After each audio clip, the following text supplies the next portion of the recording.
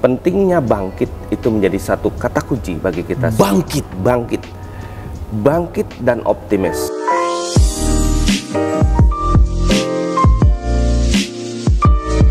Pak, boleh cerita Pak, Bapak masuk ke Lombok di masa COVID. Oke. Kemudian di masa COVID, sepanjang karir Bapak boleh saya katakan di sini adalah masa COVID. Perjuangan menjadi double. Oke. Di masa-masa kita sedang berharap menuju endemi, ada PR satu lagi, mensukseskan sirkuit Mandalika. Iya. Saya bisa bayangkan betapa banyak energi yang dibutuhkan untuk bisa menjalankan tugas ini. Iya.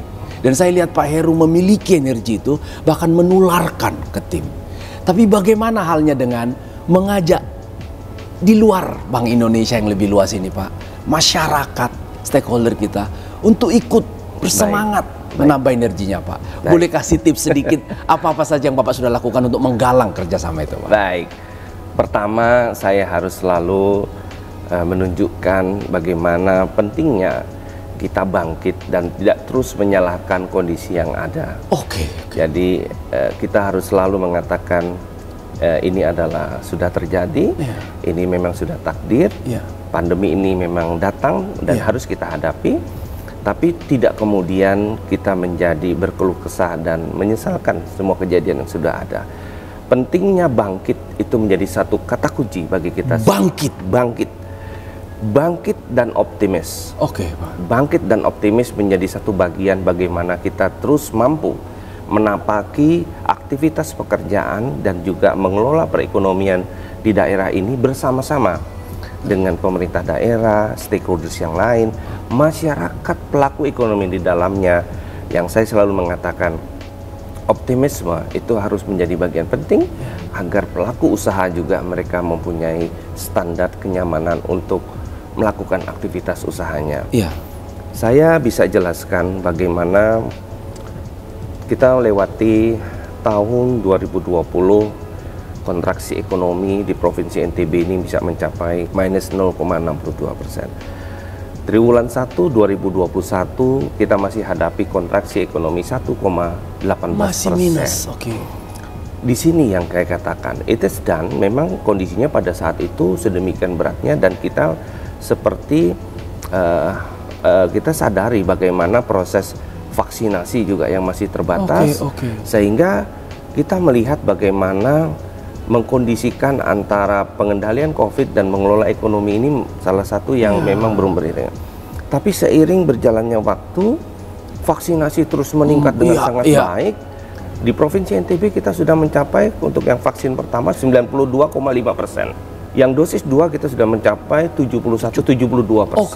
Ini merupakan modal awal, kesempatan ketika vaksinasinya sudah sedemikian baik, kita yakini immunity herd juga semakin baik, tentunya mobilitas dan aktivitas ekonomi pun harus kita dorong kembali. Nah, mendorong masyarakat ini tentunya membutuhkan energi dan semangat yang luar biasa dari kita semua. Tapi kata kunci menurut saya yang selalu saya katakan, ketika kita bekerja dalam konteks satu visi, satu misi, dan yang terakhir satu hati. Oke, Pak. Nah, itu artinya kita bekerja dengan all out, dengan tuntasan dari dalam diri kita, yang alhamdulillah itu juga ditangkap dengan sangat baik oleh stakeholders di luar sana. Teman-teman media wartawan juga sangat mendukung ini. Saya juga ucapkan terima kasih yang sebesar-besarnya ke teman-teman media di Provinsi Nusa Tenggara Barat yang mampu membangun optimisme dan semangat kebangkitan kita ini secara bersama-sama.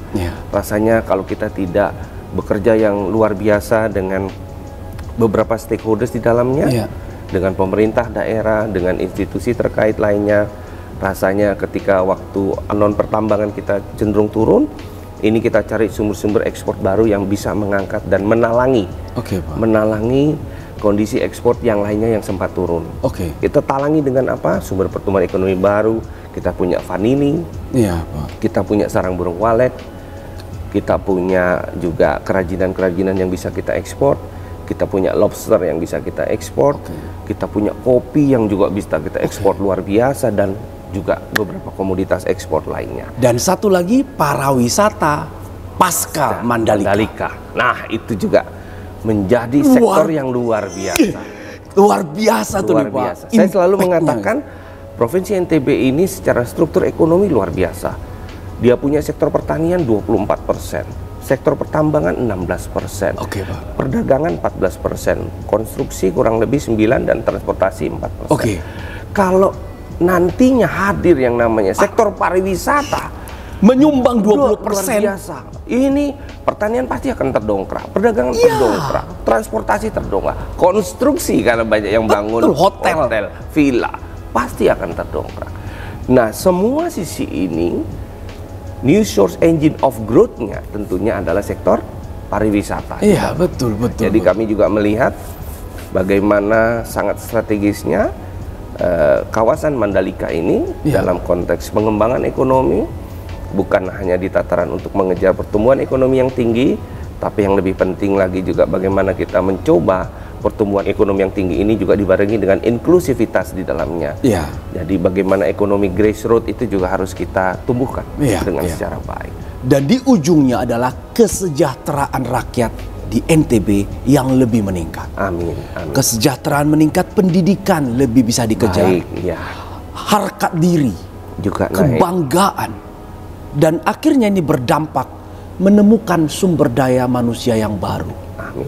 Pemimpin-pemimpin baru datang dari NTB. Amin. Karena mereka sudah lihat ini negeriku, ini tempatku. Betul. Saya jaga dan Betul. saya kembangkan. Betul. Ya, membangun self belonging bagaimana kawasan Mandalika ini Iya. bagi semua masyarakat di wilayah ini Iya. juga menjadi bagian sangat penting. Oleh karena itu membangun ekonomi grassroots di dalamnya yang bersama-sama dengan euforia tadi, Iya. itu juga menjadi bagian penting Betul, dari betul, kawasan Mandalika ini. Pak Heru, tadi di kuartal 1 2021 NTB masih kontraksi, masih minus. Dan saya ingat, Pak, setelah kuartal 1 kan kita masih ada gelombang kedua Iya. COVID di bulan Mei Juli. Iya. Nah, bagaimana Bapak dan seluruh teman-teman di NTB berusaha mendorong ekonomi supaya bisa ke positif? Oke, Pak? kita melihat kita punya pengalaman tadi ya. 2020 kita masih minus 0,62, TW1-nya kita masih minus 1,18, tapi TW2, TW3, TW4 alhamdulillah positif yang memang baik. TW2 kita positif 4,77. 4,77 angka yang merupakan lompatan luar biasa dari triwulan minus 1. Dari minus 1,18 kita menjadi positif 4,77 triwulan 2. Wow. Triwulan 3-nya kita hadapi varian Delta di Ya. dalamnya. Tapi memang ini tantangan yang besar, tapi kita sudah punya pengalaman di TW2 Ya. bagaimana mobilitas, pengendalian COVID dengan ekonomi itu kita coba sandingkan dengan Ya. sangat baik. Jadi ya bermainnya juga dengan tentunya masyarakat juga mungkin semakin paham, semakin sadar. Nah, ini mungkin mampu iramanya semakin meningkat gitu ya. Kemudian di TW3 kita 2,42. Oke. Walaupun ada varian Delta, Delta di bulan Juni, Juli. Agustus ya kan.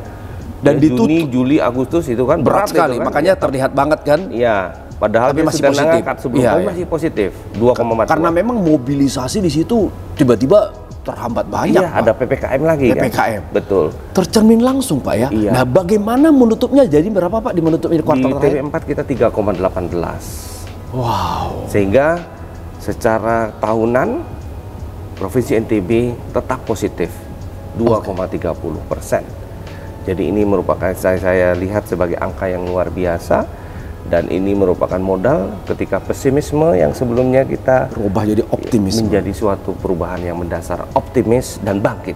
Dan ditambah atensi pemerintah pusat. Iya, yang luar Untuk biasa event yang besar ini. Iya, karena vaksinasi itu juga sudah mencapai Iya, tingkat betul, yang sangat betul. tinggi, sehingga kita tentunya ini menjadi modal yang sangat baik. Betul. Dengan perhelatan MotoGP Mandalika ini, ini momentum. Iya, momentum. Bagi kita untuk kembali Lompat tinggi. Yes. Nah, mudah-mudahan. Jadi itu saya suka itu, Pak, momentum. Betul. Keyakinan sudah bertambah karena kita sudah lihat vaksin mencapai angka yang kita harapkan, kekuatan masyarakat juga bertambah, Terbiasa, terbiasa, ada pengalaman. dan masker tetap menjadi bagian dari kehidupan kita. Nah, sekarang saatnya untuk beraktivitas lah, Betul, melesat lah Tinggi, lebih tinggi. Jadi angka optimisnya 2022 berapa, Pak, pertumbuhan ekonomi untuk NTB?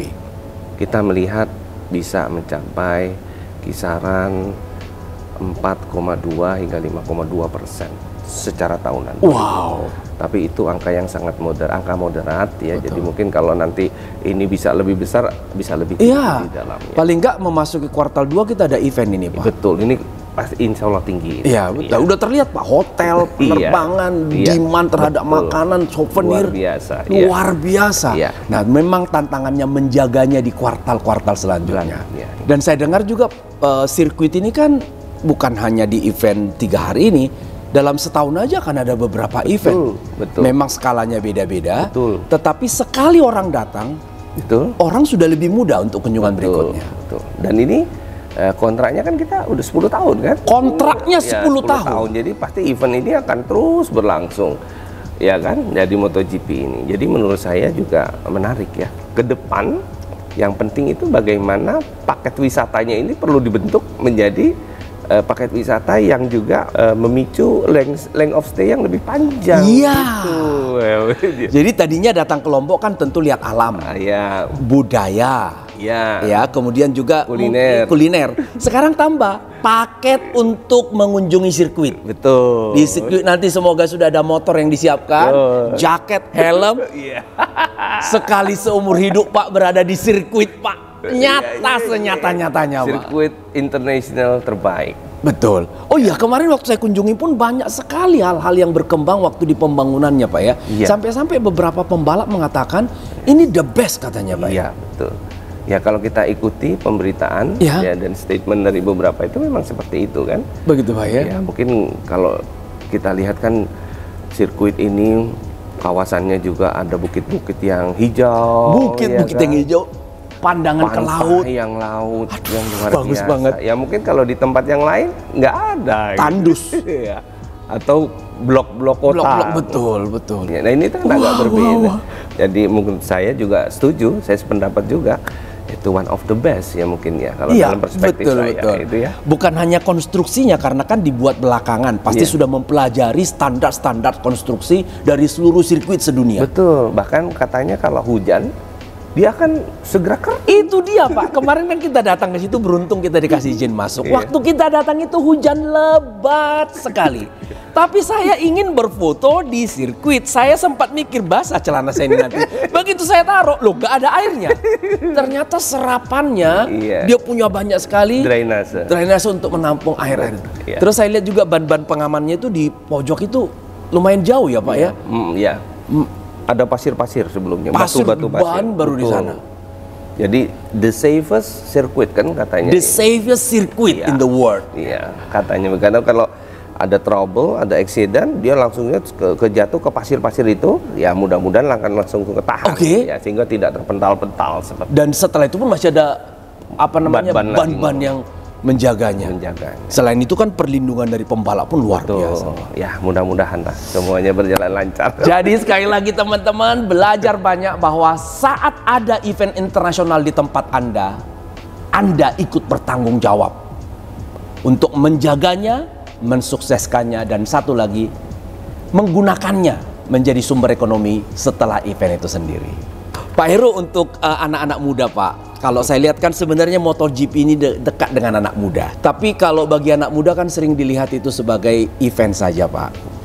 Dan saya tahu juga Bank Indonesia punya Gen B yang diharapkan bukan hanya menerima beasiswa tetapi juga Gen B yang berada di Lombok NTB ini, saya rasa Gen B yang paling beruntung karena mereka menyaksikan event internasional.